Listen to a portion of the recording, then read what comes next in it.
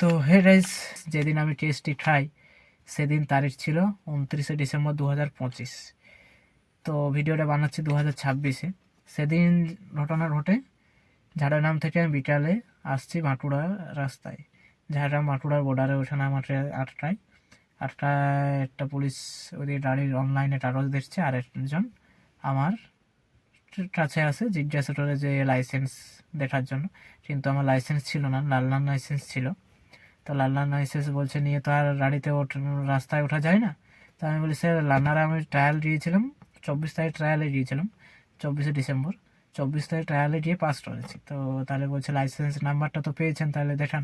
আমি বলি sir, motor সাইকেলে এটা ছিল, তাহলে মোটর সাইকেলটিতে আমি ফেল করেছি, তার জন্য লাইসেন্স নাম্বারটি পাইনি, কিন্তু 4 চাকা যে পাস করেছে সেই মেসেজটা আছে। তো সেই মেসেজে বলছে তো কাজ হবে নি, হয় লাইসেন্সের নাম্বার দিন, নাহলে আপনার গাড়ির মধ্যে কোনো যদি ড্রাইভার আছে তার লাইসেন্স নাম্বার দেন। আমি বলি তাহলে তো নেই। তাহলে বলছে কিচ্ছু করার নেই, আপনার ফাইন হবে। আমি বলি স্যার, ফাইন কত হবে? বলছে 5,000। শুনে তো আমি ওবার, 5,000 টাকা ফাইন! তা আমি বলি স্যার, 5,000 টাকা ফাইন দেখুন করবেন না, ইএমআই আছে, 29 তারিখ যেহেতু ঘটনা। আমি বলি স্যার, 2-3 তারিখেও ইএমআই আছে, কী করে দিব? তা বলছে তাহলে কিছু কম করে স্পট ফাইন করে দিন। ওখানে আমি একটা খারাপ লাগলো যে স্পট ফাইন পুলিশের নিজের থেকে খোঁজা। এখানে আমি কোনো দেওয়ার চিন্তা ভাবনা করলে স্যার আলাদা, পুলিশ নিজের থেকে বলছে স্পট ফাইন দিন। তো আমি বলি স্যার কত? ওটাই কত জিজ্ঞাসা করলাম। বলছে তার হাফ দিন, মানে 2,500 টাকা খুঁজছিল।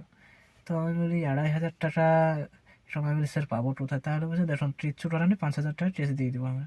আমি বলি স্যার তাহলে কত, কিছু কম হবে না? তো আমি বললাম, তখন বলছে কত, 1,500 দিন। 1,500 তো আমার ছিল না, আমার মতো 500 টাকা ছিল।